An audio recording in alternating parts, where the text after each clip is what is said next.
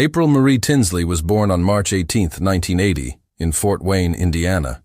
She was an only child, living with her parents in a modest home in Allen County. Friends and neighbors described her as bright, cheerful, kind, an energetic child who loved singing in the children's choir at her church, Faith United Methodist Church, and playing outdoors. She was in second grade at Fairfield Elementary School. Her mother later said April was always excited for school, for recess, and for helping out. In the months before her disappearance, life for April was typical of many 8-year-olds in Indiana. She walked to school with friends, played in her neighborhood, and helped with chores at home.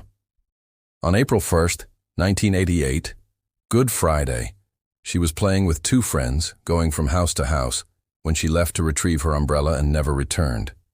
Her family expected she'd be back before dinner and started to worry when she was not. According to police reports and local media, April's absence was uncharacteristic. Her parents tried calling friends and checking places she might have visited. When she did not show up for dinner, they alerted family, neighbors, and eventually the authorities. The initial missing persons report was filed with Fort Wayne police, and a search began that same evening. Neighbors recalled seeing April that afternoon, playing with friends on her bike and running between houses. She was small for her age, with a quiet confidence, always polite. Church members remember her voice in the children's choir, how she would smile and make sure she knew the words. Her family described a strong bond with her parents, especially her mother, who said April had a sense of responsibility, caring for her belongings, helping with younger children in the church, and sharing her excitement over simple things like a new book or a class project. This was a child much loved, well known in her community, whose disappearance would shake Fort Wayne to its core. Many who knew April could not imagine her wandering off on her own or choosing not to come home. She had no history of behavioral problems, no reason to run away. Thus, when she failed to return home from a simple walk, what followed was a growing dread that something had gone dreadfully wrong. Crime. On April 1, 1988, in the mid-afternoon, April went out with friends around houses in her neighborhood, then, as mentioned, left to get her umbrella. That simple errand would be her last. At about 3 p.m., she did not return. Dinner time passed with no sign. Her parents grew concerned, and by evening Fort Wayne police were notified. The first hours of the investigation were chaotic. April was missing. There was no obvious crime scene, no witness with clear, useful information. But alerts went out. Police canvassed the neighborhood, searched nearby areas, questioned neighbors. A volunteer search was organized. Neighbors, friends, church members all turning up to look. Then, 3 days later, on April 4th, around mid-morning, a jogger discovered April's body in a ditch just west of Spencerville, near Spencerville, Indiana. The location was rural, off a country road. Her shoe was found nearby, along with personal items. The ditch was shallow. The body had been dumped there. Autopsy reports later determined she had been dead approximately 1 to 2 days before discovery, possibly placed in the ditch some hours before being found. Investigators also noted that part of the timeline placed her death more than 48 hours before discovery, though with some uncertainty. Autopsy revealed evidence of sexual assault. She had been raped, then strangled to death. The cause of death was determined as asphyxiation by strangulation. The medical examiner's report noted injuries consistent with violent assault, and that her body had been exposed to elements for a period before discovery, but was still preserved enough to give investigators clear forensic data. During the crime, forensic clues were left behind. One of her shoes was missing until found near the body. Fibers and other trace evidence were collected from her body and the scene. Official police files, coroner's reports, and witness interviews indicate that there were messages left by the perpetrator in the community in the months following the murder, anonymous, taunting notes. For example, in 1990, a message was found on a barn reading, "I kill 8-year-old April Marie Tinsley. And did you find the other shoe? Haha, I will kill again." These notes, written in crayons, were chilling because they came with threats, boasting of knowledge of April's death. From the outset, This crime was treated as a homicide. The missing child turned corpse with clear signs of sexual assault made it a case for both local law enforcement and eventually federal involvement. The case became infamous among cold case investigators because of the length of time it went unsolved and the taunting communications from the killer. Discovery. When April Tinsley was reported missing on April 1, 1988, immediate searches were organized. Her parents, neighbors, local volunteers joined police in checking nearby fields, woods, roads. The Fort Wayne Police Department, FWPD, led the ground effort, aided by community members. The neighborhood was small but dense. There were homes, alleyways, yards, trees. But night set in with no sign. Over the next 2 days, leads were few. A witness claimed to have seen a white man forcing a girl believed to be April into a blue pickup truck. But that sighting was vague, inconsistent, lacked corroboration. Officers followed up, interviewed residents, reviewed traffic in the area, but nothing stemming directly from that report led to conclusive evidence. On April 4th, the jogger found April's body in the ditch. The discovery set off the forensic work. Crime scene investigators filmed and photographed the body in situ, logged nearby items, the shoe, the clothing, ground disturbances, tire or foot tracks, if any. Autopsy was ordered immediately. The coroner's office, in its report, noted time of death, approximately 1 to 2 days before discovery, consistent with when she'd last been seen alive. The body had been in that ditch for over a day, and environmental factors, weather, animals, had influenced decomposition, making some finer details of injury harder to assess. Investigators collected items, the missing shoe, personal effects, and collected trace fibers from her body. They recovered a sex toy, in a shopping bag, near the body, which became part of the evidence inventory. The location of her body, isolated rural area, made some tasks difficult.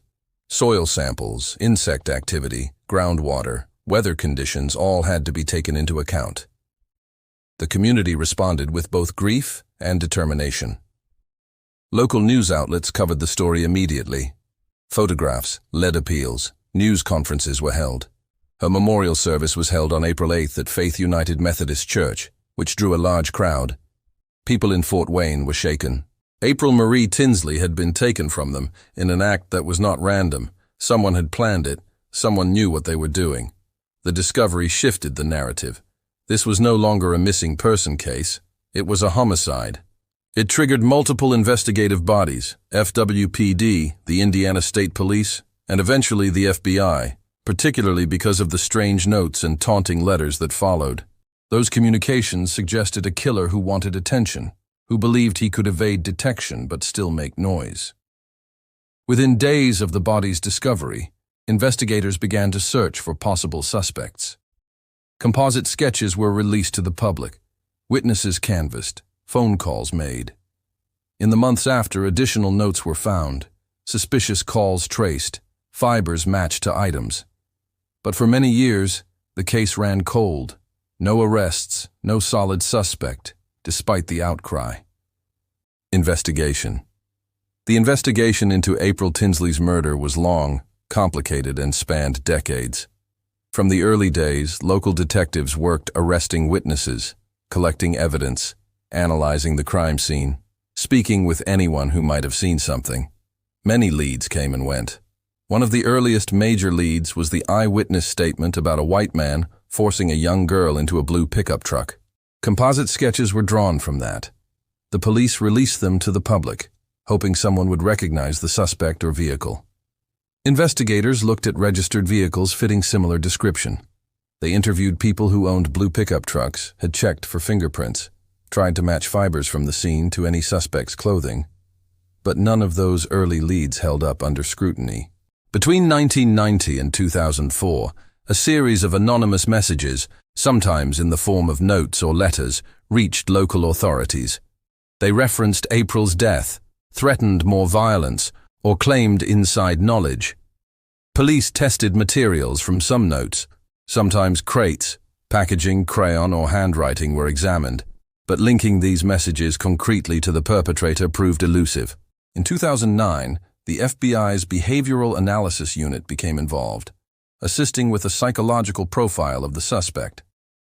According to official FBI files released later and reporting by NBC and CNN, the profile labeled him a preferential child sex offender, someone with a long-term, persistent sexual interest in children, not a one-time offender. The profile also described likely demographics. A white male in his 40s or 50s, living or working in or near northeast Fort Wayne or Allen County, of low to moderate income.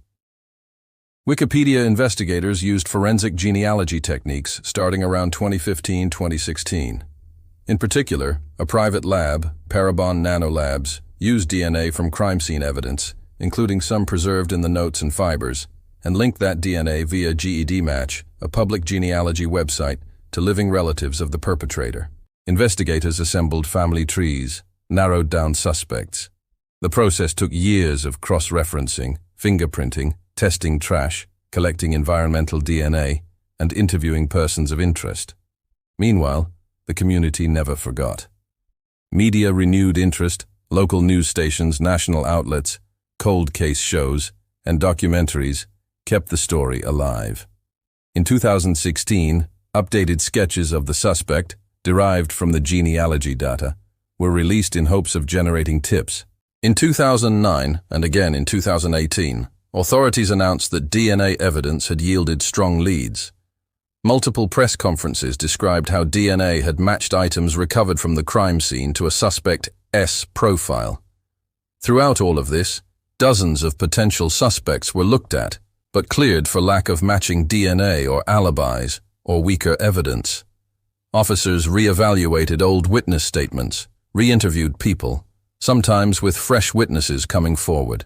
The psychological toll on investigators and the family is well documented in news articles and court filings. Frustration, heartbreak, fatigue. But the investigative techniques evolved. New DNA technologies, improvements in fiber analysis, improvements in genealogical research, and they would eventually bring the case to a turning point. Arrest. The turning point came in 2018. On July 2, 2018, after years of genealogical investigation, Parabon Nanolabs narrowed down the suspect list to 2 brothers.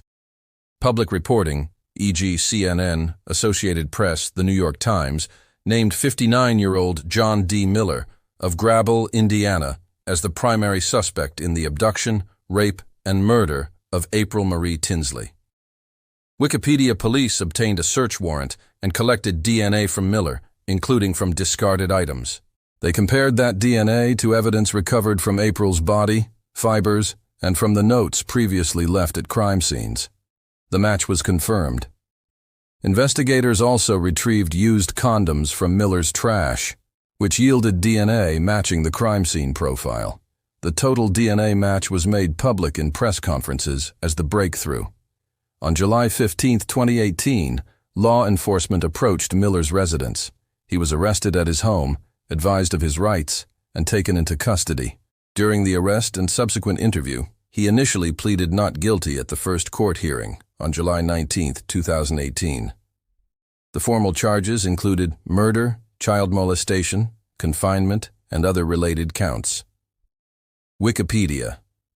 After the initial hearings and pre-trial proceedings, Miller changed his plea. On December 7, 2018, he entered a guilty plea to rape of April and to her murder, admitting that he had abducted her, raped her, then strangled her with his bare hands. Wikipedia. On December 21, 2018, the court sentenced John D. Miller to 80 years in prison, 50 years for the murder charge, plus 30 years for child molestation. He would be in prison for many decades. The earliest release date under Indiana's sentencing structure was set, with the understanding that he would be well beyond age 70. Wikipedia trial. Because John Miller pleaded guilty, there was no full jury trial in the conventional sense in which witnesses are called, cross-examinations of the same scale, etc. Many procedural elements still had to be addressed: the plea agreement, sentencing hearings, victim impact statements, the court's assessment of evidence, and formal acceptance of guilty plea by the judge. Pre-plea. There were multiple pre-trial hearings. Defense attorneys reviewed the evidence, including DNA profiles, genealogical family tree findings, witness statements, forensics reports. Miller's attorneys had opportunities to contest the admissibility of DNA evidence, chain of custody, reliability of genealogical methods, but in public records and reporting, no successful motion is recorded that overturned or excluded key evidence. During sentencing on December 21, 2018, the judge heard statements from the prosecution, including details of what was known from forensic work. April's family delivered victim impact statements. Her parents described their loss, how life has been forever changed. The judge also examined Miller's prior criminal history, personal background, mental health, and risk to the public. The plea document in court records shows Miller admitting full responsibility, abducting April, raping her, strangling her to death, and disposing of her body. The court accepted that the DNA evidence conclusively tied him to the crime, as did the evidence from genealogical work, fiber matches, witness sketches, and the notes and communications that had plagued the case for decades. At sentencing, Miller was sentenced for both murder and sexual assault. The sentences were consecutive, leading to the total of 80 years. Under Indiana law, his eligibility for parole is minimal to none.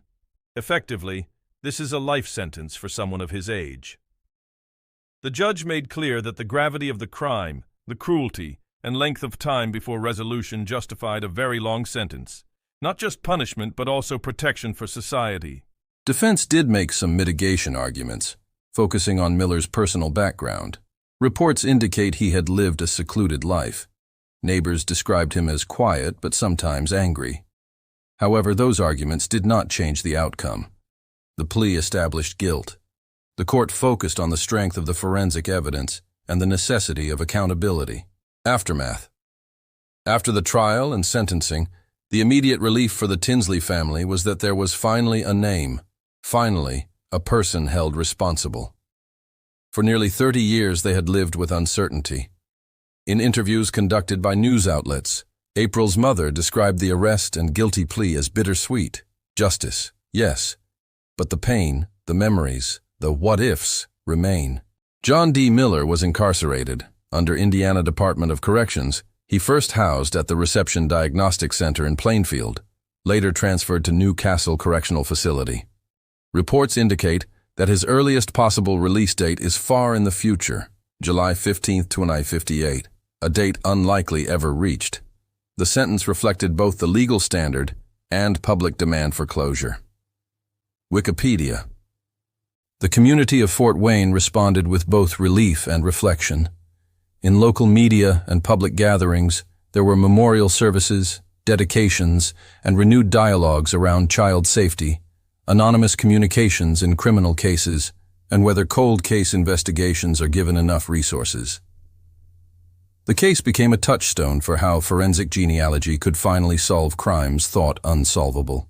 Scholarly articles, law enforcement bulletins, and national media cited the Tinsley case as one of the landmark uses of genealogy in DNA investigations. In December 2018 and into 2019, law enforcement also opened reviews of the earlier years of the investigation to examine whether any opportunities had been missed, whether evidence had been properly handled, and whether suspect witnesses had been thoroughly vetted. Some media outlets questioned why it had taken so long to make headway, whether law enforcement biases or under-resourcing of cold case units had contributed to the delay. John D. Miller remained in prison. According to media reports, he died of natural causes on September 4, 2025. His passing raised further questions for April A.'s family about how closure works when the perpetrator is gone. But also, the legal record remains: a guilty plea, a sentence, official recognition of his guilt. Wikipedia legacy. The April Tinsley case is more than a tragic story of a young girl taken and killed. It is a case that reshaped how law enforcement approaches cold cases, forensic science, genealogy, and community expectations. Forensic genealogy, as used here, had been emerging but was controversial. Critics raised concerns about privacy, about false leads, about whether DNA in genealogy databases could be misused. But in April Tinsley's case, the success of the method matching DNA from evidence to relatives via GEDmatch, and then pinpointing John Miller, has become a model. After 2018, many jurisdictions nationwide adopted similar approaches, passed new policies, allocated funding to cold case units, and re-examined evidence in cases long thought settled or unsolvable. The case also underscored the importance of preserving evidence, even if crime seems decades old. Evidence that was collected in 1988, fibers, personal items, preserved clothing, notes, and DNA, became central 30 years later. That would not have been possible if early investigators had not followed standard protocols in chain of custody, proper forensic documentation, and preservation. Another legacy is in how communities support missing persons and victims' families. The prolonged time before arrest meant that many in April A.'s circle felt anger, not just at the perpetrator, but at systemic delays. Post-case reviews and news investigations raised issues of how budget constraints, lack of advanced DNA labs in earlier decades, public awareness, and resource allocation may have slowed progress. Fort Wayne and Allen County would later increase funding for child abduction. Rapid deployment teams, public awareness campaigns, and better coordination among local, state, and federal agencies. Finally, there is the human dimension. April's family has been through decades of grief. Even with the legal resolution, healing is imperfect. In interviews, April's mother has said nothing can replace what was lost. That every birthday, every anniversary, every family gathering is shadowed by what she would have been. But there is also a measure of peace. That her story was not forgotten, that her killer was held responsible, that new generations may benefit from what has been learned. Conclusion. The case of April Marie Tinsley reminds us that justice may be slow, but it need not be denied. An act of unimaginable violence against a child, committed in 1988, remained unsolved for 30 years. Yet through changing science, relentless commitment from investigators, advances in DNA and genealogy, community insistence, and preserved evidence, a suspect was identified, prosecuted, and sentenced. Still, questions linger. Could the case have been solved earlier? Were there clues overlooked? Did the community or law enforcement miss opportunities simply because of limitations of the time, technological, procedural, resource-wise? These are not abstract questions. They matter for future cases, for how aggressively cold cases are kept alive, how evidence is stored, how communities demand accountability. There is a broader lesson. Modern tools, genealogical DNA, databases, improved forensic labs offer hope for those cases still open. But tools alone are not enough. They must be coupled with dedication, transparency, trust between investigators and communities, and relentless follow-up. April was only 8 years old. Her life was brief, but the response to her death, once the shock, sorrow, and frustration gave way to science and persistence, has made her more than a victim. She has become a catalyst for change. In remembering her, we must not just recount a crime, but commit to doing better for every missing child, for every family waiting. Justice was done in court, but time is never returned. May April S. story serve to remind us that crimes committed in darkness can be brought to light, that the smallest voices, an 8-year-old's laugh, a child's choir, deserve protection, and that even the coldest case decades old can shatter the solace a killer might hope for.